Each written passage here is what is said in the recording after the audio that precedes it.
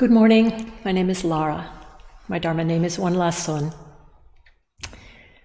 The title of my talk may already have reminded you of a well-known quote whose author is unknown to me. When we judge others, we don't so much define them as we define ourselves. I've known for a few months that this would be the topic of my talk today, and so recently, when we listened to 3 Dharma talks that all deal in some way with non-judgment, I paid close attention.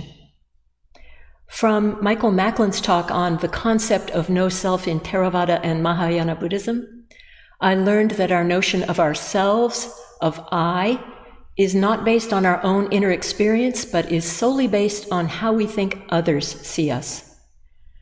Reverend Wanggong's talk, No Self in the Heart Sutra, explained further that the Buddhist ideal of no self can be considered as a way to transcend any fixed idea of ourselves, which gives us space to find commonality with others rather than taking sides, and practice discernment without judgment. Finally, from Reverend Ziyang's talk on absorption of the self-nature, my takeaway was that we can practice and develop the ability to transform negative responses to situations that push our buttons. I'll speak more about these ideas this morning, but really I have tried to base my talk on my own experience and to make it as practical as possible. It's my own how-to eliminating the everyday garden variety kinds of judgmental thinking that is one of my greatest challenges. My affinity for the Dharma makes it relatively easy for me to absorb the concepts and philosophy of Mahayana Buddhism, but it's when I try to apply the Dharma to my daily life that I can easily lose track of the truth. But I was inspired by Reverend Ziyang's assertion that deep absorption in one's true nature can give us a powerful tool to cut off habitual responses to challenging situations. And so, here is an outline of my challenge to myself to give up judgmental thought. First, it seems to me that in order to meet a challenge, the challenge has to be specifically defined. So, what do I mean by judgmental thought? What I do not mean is discernment. Living in the real world, we have to make decisions constantly in order to exist and function. What food will best nourish me today?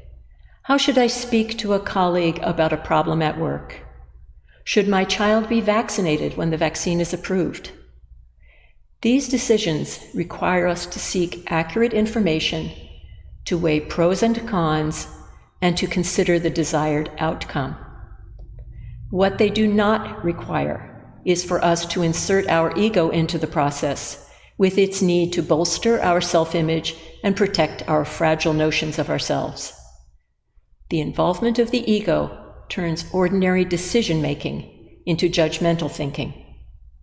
This is the kind of mental sophistry that I'm referring to here. Here are some examples of judgmental thinking from my own experience. They come from a journal that I've kept for the last 3 months. Here's the first. Does he have to run right up on me while I'm walking and pass me with barely inches to spare? Doesn't he know that COVID can be passed by the particles from his heavy panting? Here's the second. What is wrong with her hair? Can't she at least touch up her roots?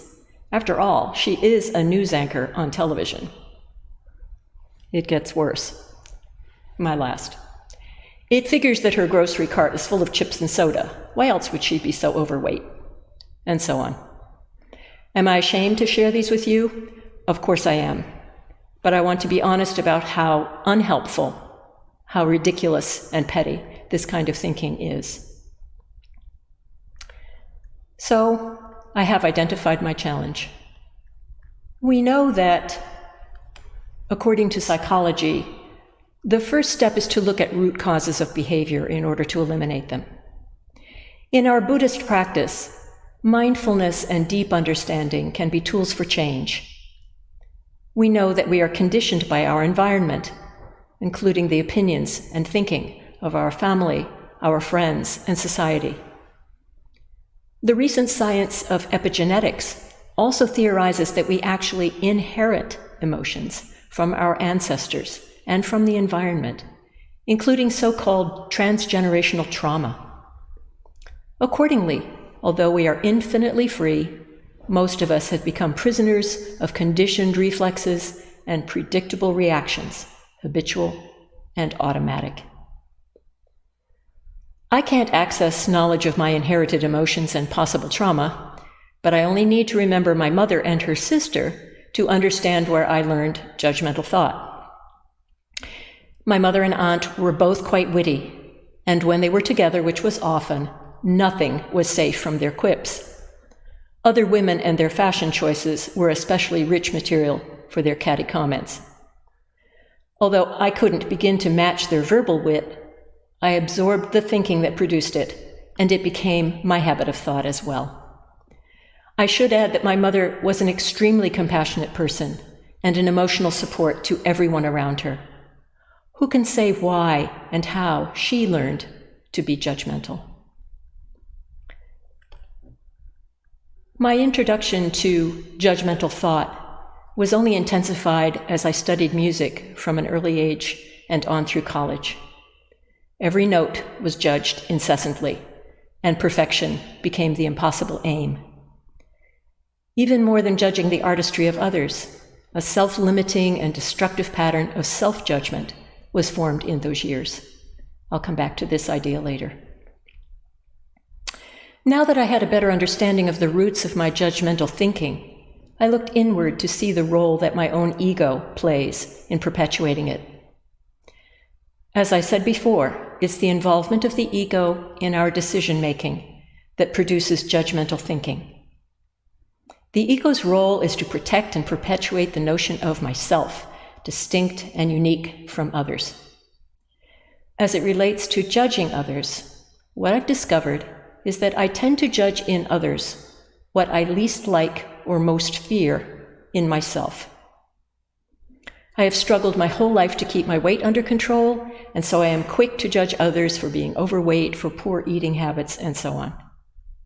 I am terrified of falling into dementia as I grow old, and so I am impatient with others my age who don't challenge their minds through study or acquiring new skills. Remember the title of my talk? My judgments about others are really describing me. So with this deeper understanding of why I am judgmental, what practical steps could I take to eliminate this pattern of thought? One of my daily habits is to walk about 3 miles on a lovely woodsy path. It's a resource in my town that attracts many walkers, hikers, and runners. I decided that this would be my laboratory for trying out different methods of overcoming my judging mind. My first tactic before setting out was simply to say to myself, no judgment. Well, it did remind me of my resolve, but I quickly realized that I needed something less aspirational and more concrete. My snap-second judging thoughts about everyone I passed on the trail were so relentless that I finally resorted to limiting myself to observing only the color of the clothing that they were wearing. Before I could formulate some judgmental thought, I said to myself, blue shorts, green cap, brown t-shirt, red running shoes, and so on. This actually worked. It caught me in the momentary mind gap between initial perception and forming a judgment, and let me simply observe in the moment. Another device I used to help escape the judging moment was to reframe the context of my interactions with others. I thought back to my Peace Corps experience in Thailand, where the culture seemed impenetrable and inscrutable to my American way of thinking. I had decided while I served there to try never to judge what I was observing, since I was fairly certain that it was not at all what it seemed. Why shouldn't the same approach work with anyone whose behavior or appearance doesn't fit my own notions of acceptability? This became particularly helpful in my interactions with others whose viewpoints I don't share or whose decisions seem to me wrongly informed. I was moving beyond the laboratory of my morning walks into more interactive territory. It gradually became easier to separate the person from the viewpoint or the decision and gave me more mental space to consider others' points of view. Finally, I decided to create a simple mantra that would serve as an in-the-moment reminder of my insights so far, and also as an acknowledgement of a more open acceptance of others. I struggle with self-acceptance as well, and have always felt that I somehow need to justify my own existence. Over a long time, I've created a model in my own mind of how I and all other sentient beings exist together to create and sustain a codependent unity. I've imagined an amoeba-like entity comprising all things in the universe, in which we sentient beings are like myriad small emanations along its outer edges, constantly probing outward to receive sensations and retracting as we pass them inward to the center. This is the only image that has ever allowed me to make sense of myself. I and everyone and everything here with me is a probing mechanism that the universe uses to experience its own infinite nature. With this model in mind, I created mantras such as, "You are an emanation of the universe," or better, "We are fellow probers of universal thought." So is all this working for me? On my best days, when the sun is shining and the planets are aligned, yes. It has now become my habit of thought to appreciate colors, mumble the same thing over and over under my breath, and pretend that I'm living in Thailand. But seriously, my mind is quieter, I feel less alienated, and more a part of a perfectly functioning unity. And what about my self-judgment? I said before that this is also part of my habit of judging. Almost every action I take is simultaneously being evaluated by my judging mind. I also feel that everything I do and say is judged by others. Honestly, do I really think that I loom that importantly in others' minds? In a recent conversation with Reverend Wongong, she asked me if I felt judged by others. When I told her that I did, she asked if that's why I don't participate more in group activities at the temple, if it's easier for me to avoid feeling judged by being alone. I replied, "Well, that doesn't make any difference. If others aren't there to judge me, I'm perfectly willing to do it for myself." Thinking again of the ego's role in judgment, I wonder now if self-judgment isn't the last stronghold of the ego's role in self-preservation. I'll judge myself before others can have a crack at me. Remember what I learned from Michael's talk, that we define ourselves not from our own inner experience, but how we think that others see us? And Reverend Wongong's insight that we can transcend any fixed notion of who we are and open ourselves to acceptance of both ourselves and others? In other words, the self is not a permanent, unchanging thing. It is a moment-to-moment creation of our ego. Rather than feeling that this gives us no leg to stand on, we can use it as the catalyst to move beyond our own limitations and see others as beings who are also endowed with infinite capacity for change and growth. Do you remember my analogy of the amoeba-like universe with all sentient beings as probing fingers? If you found it weird or just plain wacko, that's okay. The point is that we are interrelated far more fully and deeply than we can imagine. My probing intelligence informs the whole and is informed by it as well.